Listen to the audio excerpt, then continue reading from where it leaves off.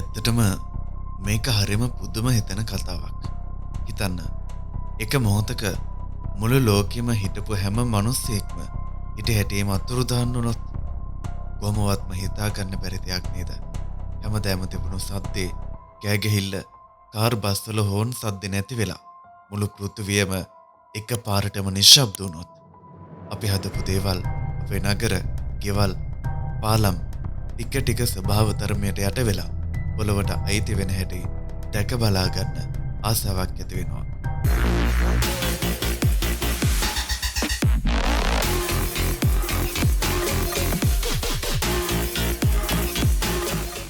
හරිම සාමාන්‍ය දවසක සවස් යාමයක්.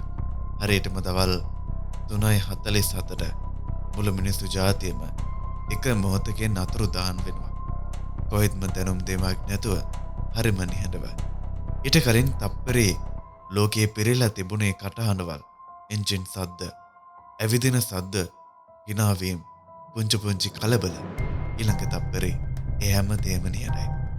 රීදුරක් නැති කාර් පාරවල් දිගේ ටිකක් ගිහින් පාදකවල වැදිලා නතර වෙනවා. මග පෙන්වන කෙනෙක් නැති නිසා කෝච්චි ටික වේගය අඩු කරලා පාරවල් උඩම නතර වෙනවා.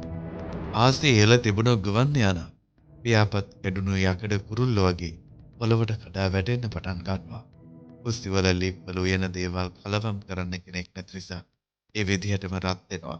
මුලින්ම සිදුවන වෙනස්කම් වේගයක් අද්දී විදුලි පද්ධති කඩන් වැටෙන්න පටන් ගන්නවා. මිනිස්සු අධීක්ෂණය නොකරන නිසා බලාගාරයකින් එක වැඩ නැති වෙනවා.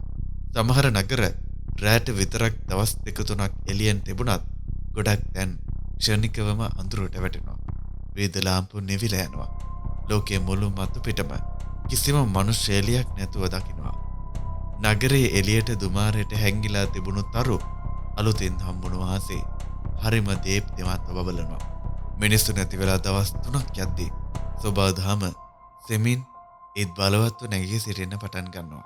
වතුර පොම්ප කිරීමේ පද්ධතිය නැති නිසා ලොකු නගරවල උමං මාර්ගවලට වතුර පිරෙනවා. බිම්මහල් ජලයෙන් යට වෙනවා. සමහර කර්මාන්ත ශාලාවල රසායනික ද්‍රව්‍ය කාන්දු වෙලා ගිනි අරගෙන විෂදු පිට වෙනවා. ඒ ව්‍යසනයේ සති කිහිපයක් ඇතුළත ඉබේම නිවිල යනවා. මේ අතර ගෙවල් වල හිටපු සත්තුන්ට තමන්ගේ නව ලෝකයට මුහුණ දෙන්න වෙනවා. බලලෝ නික්මනින්ම තමන්ගේ කැලෑ ගතිගුණ වලට හැරෙනවා. අසරණ වෙච්ච බල්ලෝ කණ්ඩායම් හැදිලා යන්න පටන් ගන්නවා.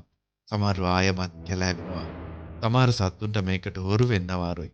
එම සත්තු නිකන්ම මැරිලා වඳ වෙලා යනවා. මාසයක් ඇතුළත ගස්තල් පුදුම වේගයකින් මිනිස් භූමියට එනවා. අපේ මෙදුලේ තිබුණු තනගල පොඩි කැලෑ වගේ වෙනවා. වැල් පැලෑටි සිමෙන්ති පොළවේ ඉරිතැලීම් අතරින් එළියට එනවා. පලිබෝධනාශක හෝ තනකොළ කපන යන්ත්‍ර නැති නිසා මිනිසු පාලනය කරපු හැම තැනක්ම සෝබාධාම අයිති කරගන්නවා. නිවර්තන නගරවල වැල් අතහරපු අහසවුස ගොඩනැගිලි දිගේ බඩගාගෙන යනවා. වසරක් ඇතුළත සිදුවන දේ. මාස 6කට පස්සේ වනසත්තු තව තවත් නිර්භීත වෙනවා. මුවන් හිස් අධිවේගී මාර්ග කරහා සැප පහසුවෙන් නැවතිනවා. නරියෝ ඉත්තෑවෝ සුපිරි වෙළඳසල් වලට ඔෆිස් ගොඩනැගිලි වලට ගේන් ඉතිරි වෙලා තියෙන කෑම කනවා. වෘක්කේ ආයමත් කැලෑ අයිති කරගෙන ශක්තිමත් කණ්ඩායම් හදනවා. දඩයක් කෑරුවේ නැති නිසා වද වෙලා ගිය සත්තු ටික ආයමත් වැඩි වෙන්න පටන් ගන්නවා. ගුවන් තොටුපළවල් ළඟ ඉන්න කුරුල්ලෝ ජෙට් එන්ජින් සද්ද නැති නිසා හරිම සතුටින්. පළවෙනි වසර අවසන් වෙනකොට න්‍යෂ්ටික බලාකාර සියල්ලම පාහේ ඉබේම වහලා දමනවා. සමහර පැරණි වයින් විකිරෙන පිට වුණත් සබාදාම ඒකට හරියට මොරොසු දෙනවා. චෝනොබිල් කියන තැනට වෙච්ච දේ වගේ තත්වයක් මුළු ලෝකෙට මෙන්න පුළුවන්. මිනිස්සු නැති සත්තුන්ට විතරක් සමෘද්ධිමත් වෙන්න පුළුවන් තරම්. කාලයත් සමග සිදුවන විපර්යාසය මිනිස්සු නැති වෙලා අවුරුදු 5ක් යද්දී ගොඩනැගිලි කඩන් වැටෙන්න පටන් ගන්නවා. ශීතල තැන්වල ගෙවල් වල පහළ කැඩිලා ලී දිරලා යනවා. ආසස් ගොඩනැගිලිත් කාලෝකනේ වෙනස් වීම නිසා ටික ටික දුර්වල වෙනවා. යකඩ මලකඩ කනවා. වීදුරු ජනෙල් කුණාටු වලින් කැඩෙනවා. සබාදාමෙක් මන් නොවුවත් ඒ නතර වෙන්නේ නැහැ. නගර තවදුරටත් අපේ ජයග්‍රහණවල ස්මාරක නෙවෙයි.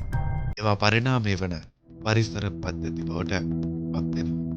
අවුරුදු 25ක් ඇද්දී ගොඩක් උපනගර මුළුමනින්ම වනාන්තරවලට යට වෙලා පාලම් නඩත්තු නැති නිසා කඩන් වැටෙනවා. නිවර්තන කලාපවල ගොඩනැගිලි වැල් වලින් ගිලගත් කොළ පැහැති නටබුන් බවට පත් වෙනවා. මුහුදු මට්ටම ඉහළ යාම නිසා නිව්යෝර්ක්, ටෝකියෝ වගේ නගර ටික ටික වතුරට යට වෙනවා. සම්පූර්ණ අවුරුදු 100කට පස්සේ සොබාදහම සම්පූර්ණයෙන්ම ජය ගන්නවා.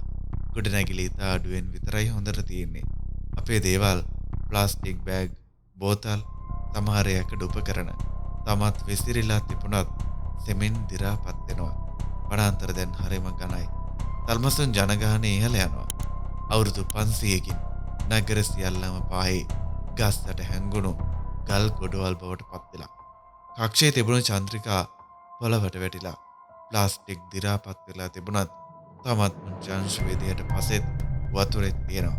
අවුරුදු දසදහසකින් අපිට හඳුනා ගන්න පුළුවන් කිසිම දෙයක් ඉතිරි වෙලා නැහැ. හැබැයි පොළව යට අපේ ශිෂ්ටාචාරයෙන් නටබුණු උමං න්‍යෂ්ටික අපද්‍රව්‍ය කවදවත් මේ ලෝකේ පාලනය කරපු ජාතික පුරාණ පැවැත්ම තවමත් රහසෙන් කියනවා. අවුරුදු මිලියන ගණනක් ගිහින් අලුත් බුද්ධිමත් ජීවීන් බිහි වෙන්න පුළුවන්. ඔවුන්ට මේ අමුතු පොසිල යකඩ කැබලි ප්ලාස්ටික් වලලපු නගර හම්බ වෙන්න පුළුවන්. ඔවුන් පුදුම වෙයි. කවුද මේවා හැදුවේ? ඇයි එයාලා නැති උනේ කියලා. පෘථිවිය වෙනසක් නැතුව ඒත් හැමදේම අලුත් වෙමින් ඒ සදාකාලික චක්‍රයේ දිගටම කරගෙන යනවා.